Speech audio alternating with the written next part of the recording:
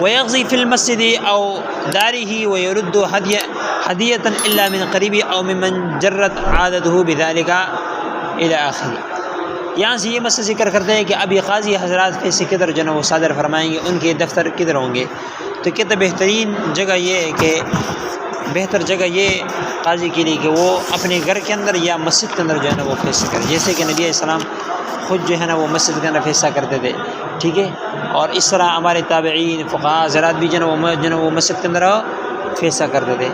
تو مسجد بھی ایسی ہو کہ وہ شہر کے مین جگہ پر ہو، کیونکہ مسجد ایسی جگہ ہوتی ہے کہ جہاں پر ہر ایک بندے کا حاضر ہونا ممکن ہے. سمجھ میں؟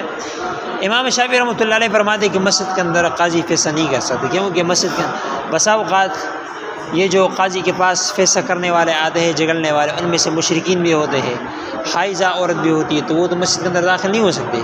اللہ نے فرمایا انما المشرکون نجس فلا یقربوا المسجد الحرام بعد عامهم ھذا، کہ مشرکین نجس ہے، آئندہ کے بعد وہ مسجد حرام میں داخل نہ ہو. تو مشرکین کے لیے مسجد میں داخلہ ہونا منع ہے، تو وہ تو مسجد میں نہیں جو ہے وہ آ سکتے. اس طرح حائض عورت بھی تو مسجد میں ان کا آنا منع ہے. ہم اس کے جواب دیتے کہ نہیں، مسجد میں قاضی فیصلہ کرے گا. ابھی ان دونوں بندوں کا معاملہ ہے، تو مشرکین نجس ہوتے ہیں لیکن وہ عقیدے کی اعتبار سے نجس ہوتے ہیں. باقی بدن اگر ان کا صاف تو وہ تو مسجد میں آ سکتا ہے. ٹھیک ہے، اعتقادی وہ نجس شمار ہوتے، باقی تو ان کے جسم پاک ہوتے وہ مسجد میں آ سکتے ہیں.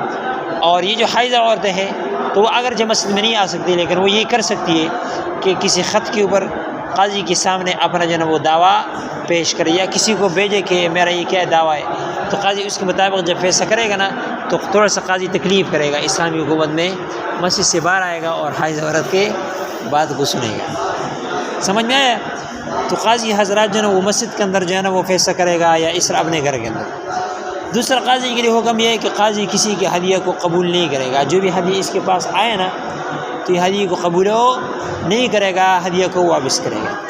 ہاں، دو بندے سے قاضی جو ہے نا وہ ہدیہ لے سکتے ہیں. ایک ہی کہ اس کا بہت ہی قریبی رشتہ دار ہے، زی رہا محرم، وہ اگر اس کی دعوت کرتا ہے ہدیہ پیش کرتے تو اس کی طرف سے ہدیہ قبول پیش کر سکتا ہے. یا اس بندے سے بھی بندہ قاضی ہدیہ قبول کر سکتا ہے کہ جس کی عادت ہو، ٹھیک ہے، جس کی عادت ہو ہدیہ پیش کرنے کا. اس بندے کو قضاوت سے پہلے بھی یہ بندہ قاضی صاحب کو یعنی جو ہے ہدیہ پیش کرتا تھا، تو پھر قاضی اس بندے سے ہدیہ لے سکتا ہے.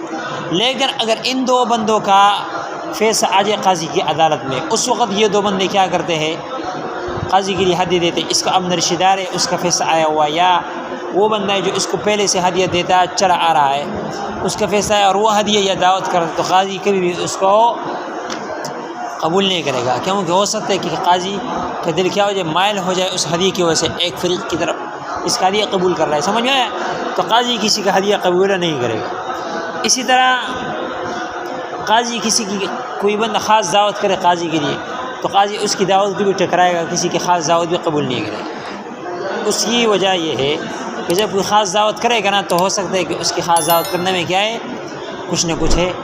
ایسا نہ ہو کہ کل وہ فیصلہ لے کر آ رہا ہے اور اس سے پہلے وہ یہ دعوت کرے تاکہ قاضی کی دل جو ہے وہ میری طرف مائل ہو جائے، تو پھر یہ ایک فریق کے ساتھ کیا ہوگی، زیادتی ہوگی. تو کسی کی خاص دعوت قبول نہیں کرے گا. تو ہدیے کے اندر بھی کیا ہوتا ہے، ظلم و زیادتی، یہ ایک قسم کا رشوت شمار ہوتا ہے.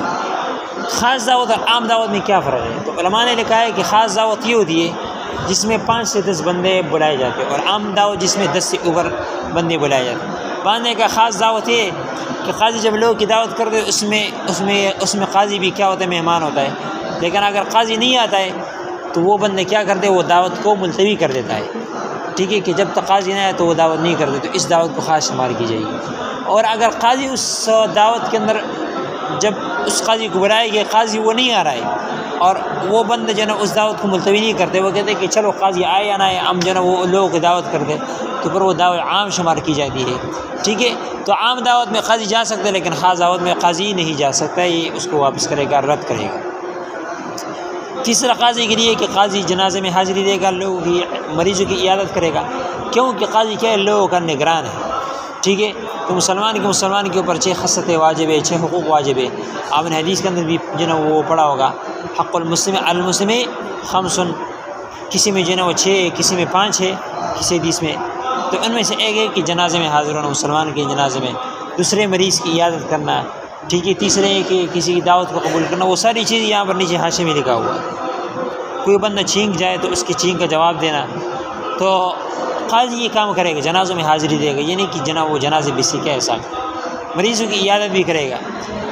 آئیے قاضی کے لیے مناسب صفات میں سے ایک صفت یہ ہے کہ قاضی جب دونوں فریق کو بیٹھائے گا نا تو قاضی اس کو بیٹھانے کے اندر بھی جو ہے نا وہ برابری کرے گا، یہ نہیں کہ ایک فریق کے لیے کیا ہے صوفے ہے، دوسرے فریق کو نیچے زمین پر کیا کرے بیٹھا رہے، ٹھیک ہے، دونوں کو ایک ہی اعتبار سے بیٹھائیں گے۔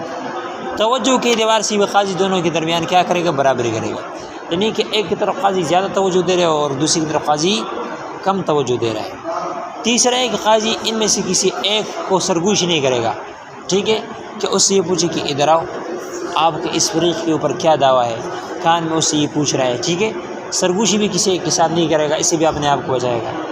قاضی کے لیے ایک صفت یہ ہے، ضروری یہ ہے کہ قاضی کسی کو اشارہ نہیں کرے گا، نہ آنکھ سے نہ یا نہ وہ کسی انگلی سے، بلکہ زبان سے بات کرے گا۔ اس طرح قاضی کسی ایک کو دلیل کی تلقین نہیں کرے گا کہ آپ کی دلیل یہ بنتی ہے، ٹھیک ہے، مثلا ایک بندے نے دعویٰ کر دیا ہے، ٹھیک ہے، وہ اپنے دلائل پیش کر رہا ہے کہ قاضی نے پہلے سے اس کو یہ کہے کہ کیا آپ کے دلیل یہ بنتی ہے دعوے کے اوپر، تو کہے کہ وہ اس کی اعانت کر رہا ہے کہ یہ بھی آپ کے دلائل بنتے ہیں، سمجھ میں آیا؟ تو دلیل کی تلقین بھی قاضی کسی ایک کو نہیں کرے گا۔ اس طرح مہمان نوازی بھی کسی کی نہیں کرے گا، نہ ایک کی نہ دوسری، ٹھیک ہے، مہمان نوازی سے بھی اپنے آپ کو بچائے گا۔ ہاں اگر مہمان نوازی کرتا ہے نا تو پھر دونوں کی ایک جگہ پر ایک ہی ساتھ کرے گا، دونوں کی کرے گا، ایک کی نہیں کر سکتا۔ اس طرح قاضی بھی اپنے آپ کو مذاق سے بھی بچائے گا کہ وہ قبر عدالت کے اندر قاضی جو نا وہ مذاق نہیں کرے گا، کیونکہ جب ایک کے ساتھ مذاق کرے گا تو اس سے دوسری کی کیا ہو رہی ہے، دل شکنی ہو رہی ہے۔ جب دونوں کے ساتھ مذاق کرے گا تو اس سے قاضی کی وہ جو قضاوت کا جو ہوتا ہے، عدالت کا جو روب ہوتا ہے، قاضی کی جو روب ہوتا ہے، ہیبت ہوتی ہے، تو وہ اس سے زیادہ رہے گا، سنجیدہ رہے گا قاضی۔ اور اس طرح قاضی کے لیے آخری مناسب صفت یہ ہے کہ گواہوں کو تلقین سے بھی اپنے آپ کو بچائے گا، گواہوں کی بھی تلقین نہیں کرے گا کہ کیا آپ اس بارے میں گواہی دیتے ہیں، ٹھیک ہے، گواہی کی تلقین بھی نہیں کرے، کیونکہ اس سے اس کی اعانت ہو رہی ہے۔ تو یہ قاضی کے لیے کیا مناسب صفت ہے، ہر قاضی کے لیے ضروری ہے کہ وہ اس صفات کو کیا کرے، اپنائے اور اس کے مطابق وہ اپنے عدالت کو چلائے، ٹھیک ہے۔ دیکھو ویقضی فی المسجد کہ قاضی فیصلہ کرے گا فی المسجد، مسجد کے اندر، او داری اپنے گھر کے اندر، لیکن چونکہ آج کل ان کے لیے کیا ہے عدالتیں بنی ہوتی ہے، ٹھیک ہے، پرسکون ماحول ہوتا ہے، تو اس کے اندر بھی یہ جو نا وہ فیصلہ کر سکتا ہے، سمجھ میں آیا؟ لیکن اگر مسجد ہو تو یہ کیا ہے زیادہ بہتر ہے، لیکن آج کل جو ہے نا یہ جو عدالتیں بنی ہے تو یہ بھی جائز ہے۔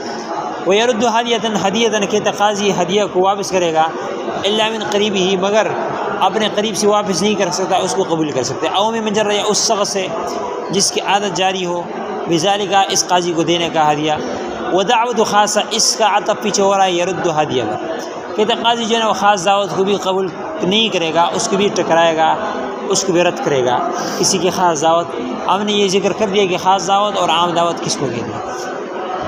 ویشهد الجنازہ قاضی جنازے میں حاضری دے گا، ویعود المریض مریض کی عیادت کرے گا، ویسوی بینہما جلوسا قاضی ان دونوں کے درمیان، دونوں خصموں کے درمیان بیٹھنے میں برابری کرے گا، اقبالا توجہ میں، ویتقی عن مسارۃ احدہما اور میں کسی ایک کو سرگوشی کرنے سے قاضی اپنے آپ کو بچائے، وہ اشارتی اور اشارہ کرنے سے، وہ تلقین حجتی اور اس کی دلیل کی تلقین سے، وہ ضیافتی اور اس کی مہمان نوازی سے، والمزاح مذاق سے، وہ تلقین الشاہد اور گواہ کے تلقین سے، ان تمام چیز سے قاضی اپنے آپ کو کیا کرے گا، بچائے گا۔